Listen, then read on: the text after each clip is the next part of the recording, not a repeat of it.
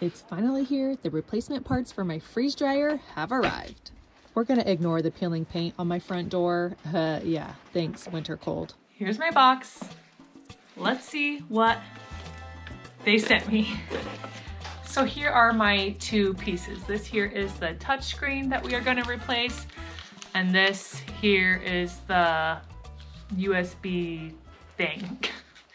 This video is a must watch for anyone who either owns a freeze dryer or is thinking about purchasing a freeze dryer. I'm gonna take you along on the full process on how to repair your Harvest Right freeze dryer for replacing the touchscreen and the USB port. We're gonna see if we can do this on our own and if we can get my freeze dryer back to life and back running for me, because I have missed it so much. It's only been about 2 weeks, but still, I've missed it. So let's get to work. Wish me luck. I have no idea what I'm doing, but we're gonna figure it out together. Sound good? If you have any questions along the way, feel free to throw them down in the comments below, and I will try to answer them to the best that I can, because I am just not a professional videographer when it comes to like parts and zooming in on tiny little things, but I'm gonna do the best I can.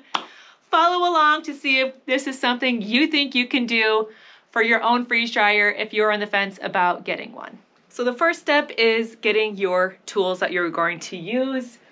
I am using from my husband's tool supply. He got these out for me. This Allen wrench set. I guess this is called a T-handle. It just helps you get better torque than a set like this, but you could also use this too. But I am going to remove all of the screws from our back panel so we can remove this back panel first, and then we will go from there. You do need to be sure that your machine is not plugged in or connected to any electricity. You can see we have our plug out. This is the back of the freeze dryer. The only two screws you are not going to remove are these two. These are connected to the power switch. So right now, just the back panel, we are going to remove these screws. And again, I'm gonna use this. I'm gonna use this little magnetic tray to hold my screws so I don't lose them. Let's go.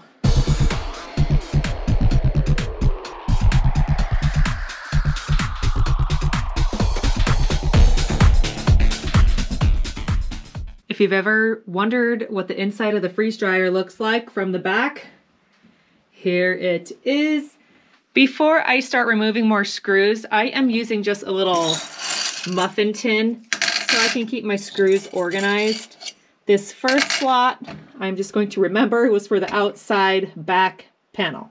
Next step is we need to remove the top panel, and there are two screws up here that we need to remove, and then this panel you just pull back and lift up.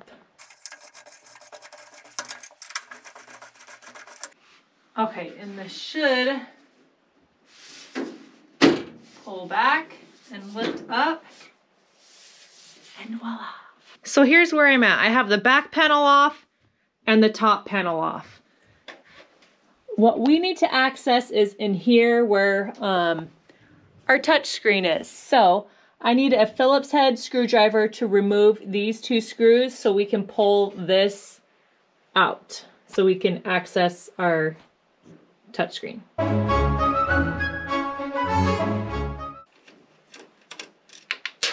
Oh man. Found the screw, don't worry. Okay, so I need to get this off.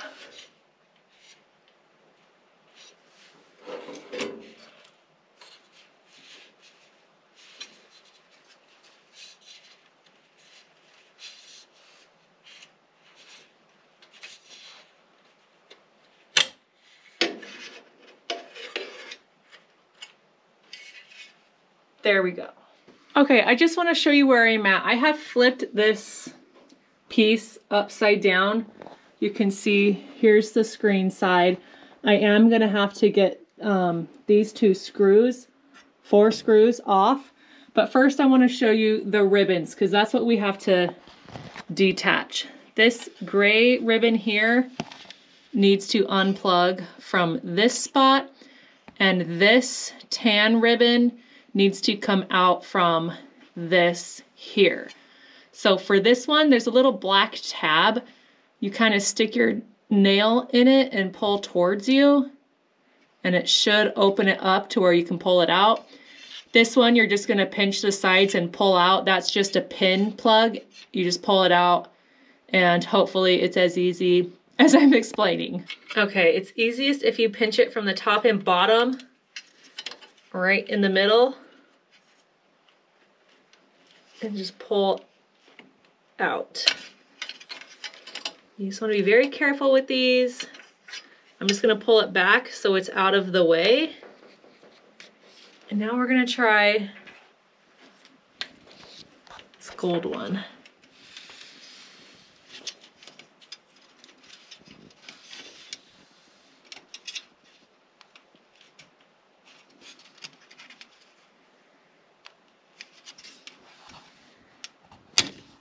There we go. Okay, that is removed. So I'm first gonna replace the USB board, which is this green panel here, and then we will do the screen afterwards. And so we need to remove this screw.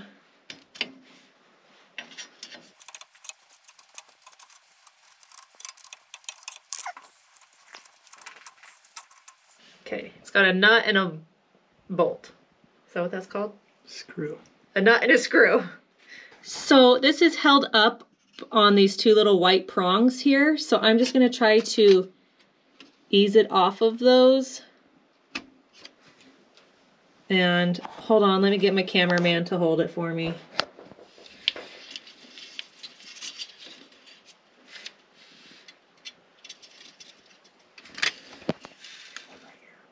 Oh, thank you.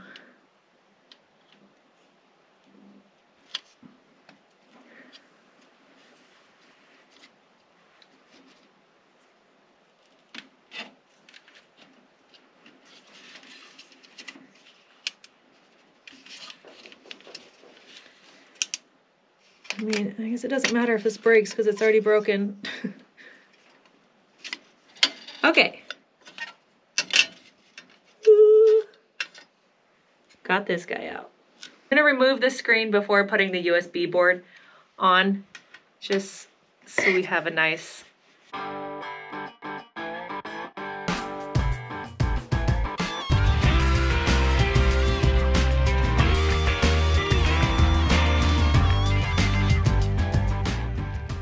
Now that I have the screws removed, this just completely comes off, and I'm gonna come work down at the table to put the new screen inside. All right, so I am just sliding out the new screen. You just want to be gentle with it, but look. It's a little different, but we're gonna see if it goes together the same way. Fun stuff. Okay. I was a little confused just now because our old screen has only one ribbon. Our new screen has two. But in the video I watched from Harvest Right, the replacement had two ribbons. This old motherboard only has a place for one ribbon plug-in. Our new one we just checked has a place for both plugins. So hopefully it's all gonna be fine. So you wanna make sure you have your screen the right direction. The ribbon goes on the bottom. And so we are gonna lift off this bracket. This is just what holds your screen on.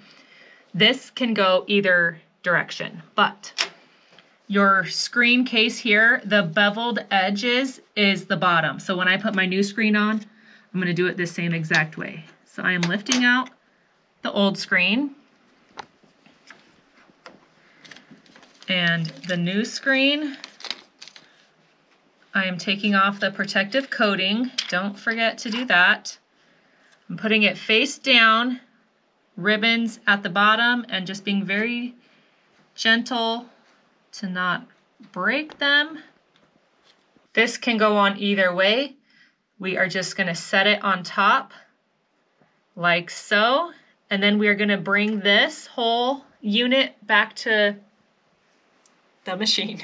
Here are my organized screws. I need my 4 little tiny screws for my screen, and those are right here.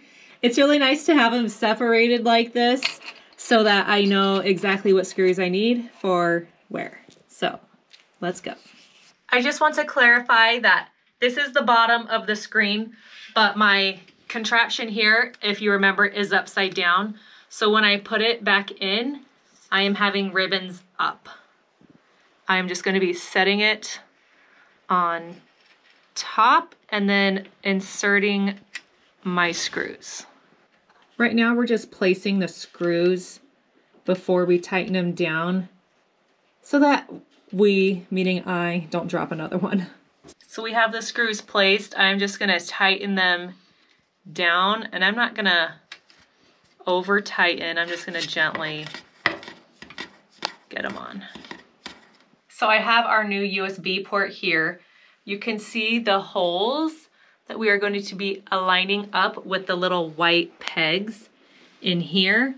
Once I get it placed, I am going to do the screw first before I do the ribbons, just so that we're not messing around with the ribbons plugged in, risking bumping them.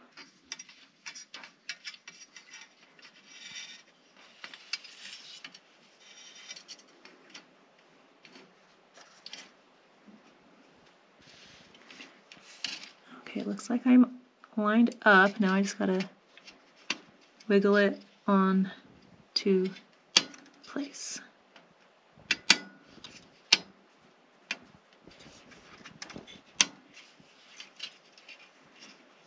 There we go. We're calling in Mr. Freeze Dry. The kids at school call me Mrs. Freeze Dry, so this is Mr. Freeze Dry. And he's gonna help with this screw because it just is kind of complicated.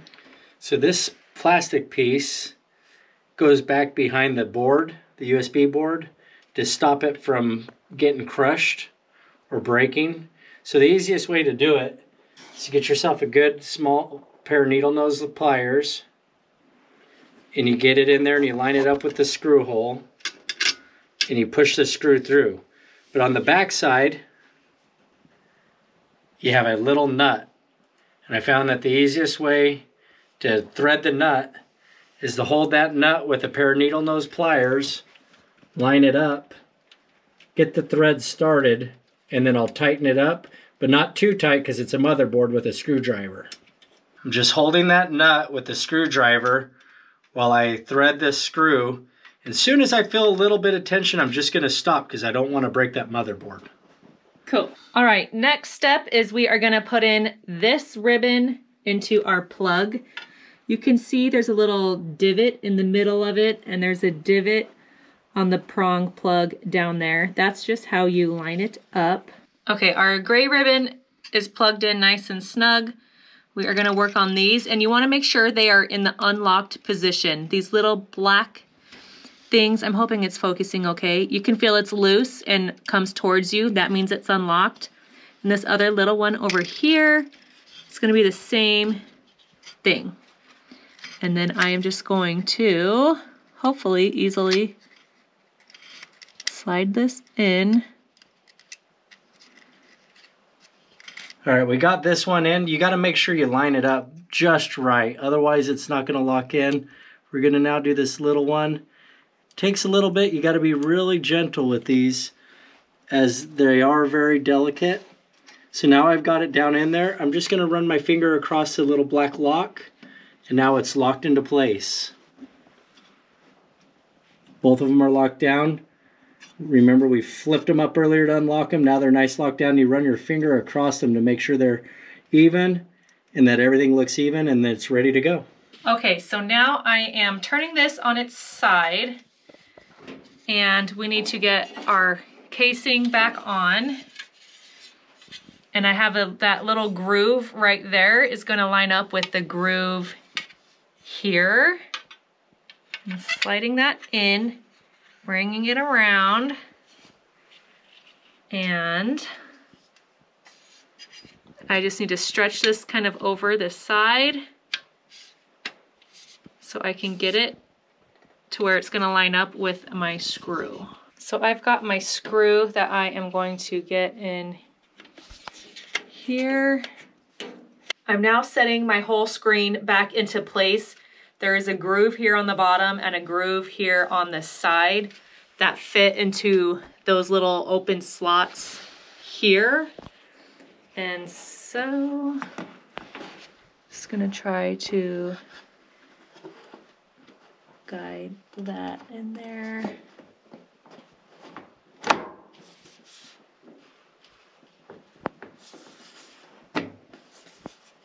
There we go. That, I believe, is in. So the next screws that we are going to connect are these ones here. My lone screw goes on this side. And then if we remember, our green cord here goes on this side. Ground wire. Okay, that's called a ground wire. That didn't have to go under the black part, right? It was like that. Hope so. So we think we have all of our new connections put on properly. We are going to test to see if it all worked before we put the top and back on. And all we got to do is just reconnect our cords. We're going to try powering it up and see if it turns on. I can't believe it worked. We have a screen. It is lit up. It says Harvest Right. It says V 5.4. I don't know what that means. I've never seen it like that before, but I'm glad we're here. We are now going to put our top back on and our back, and I'm going to try to actually power this thing up once everything's all connected and see if we are looking good.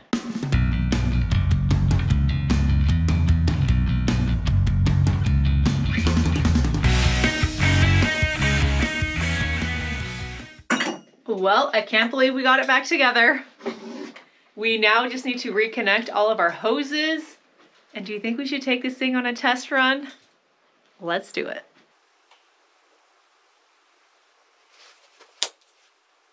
I can't believe it. We actually did it. I would not say that was easy, but I will say that it's doable. If you run into a similar issue like this, you can definitely fix it on your own. I mean, with a partner. I could not have done it on my own. Well, maybe I could have. I don't know. But I needed my husband's help, that's for sure. He's very handy with this kind of stuff. But I am feeling very confident in being able to repair our freeze dryer now. And so I'm really happy about that. No, I don't know if the way we did it was the exact proper way, but it worked out.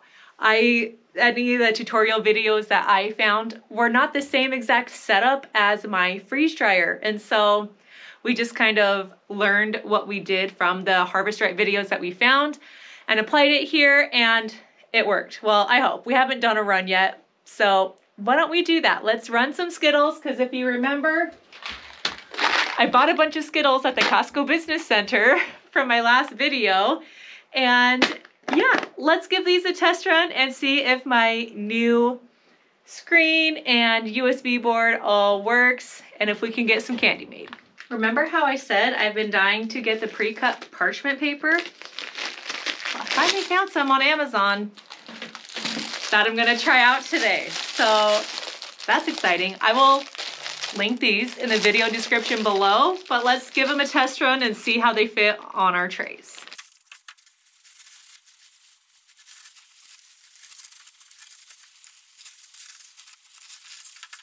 Okay, this was a million times easier than cutting my own parchment paper.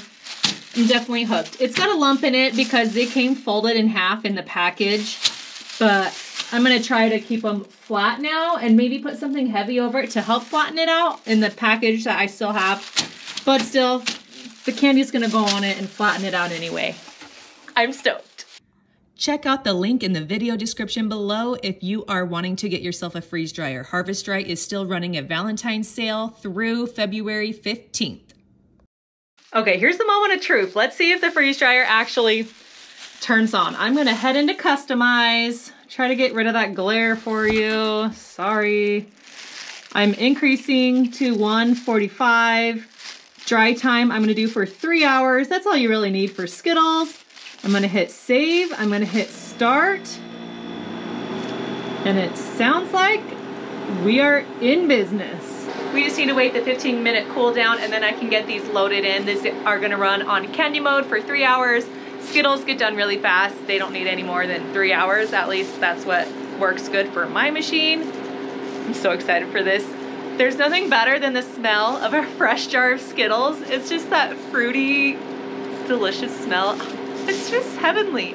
And I haven't got to smell it for a while because I haven't been able to make Skittles. So tonight's a good night.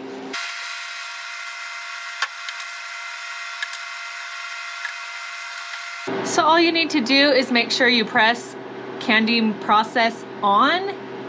I'm gonna hit continue. I need to close my drain valve and make sure it's in my bucket. Okay. And then I do not need to warm trays with Skittles, so I'm gonna hit skip. And there we go. I'm gonna go make dinner for my kiddos, and then in 3 hours we can see how these turned out. I'm just so happy to be freeze drying again. I don't know if you can tell from this terrible view, but it is so windy out today. Alaska has had some crazy weather, and can you believe the snow is literally higher than my window? Normally this is like way down and there's grass under there somewhere. You can see the neighbor's shed. That's how high the snow pile is. It's insane.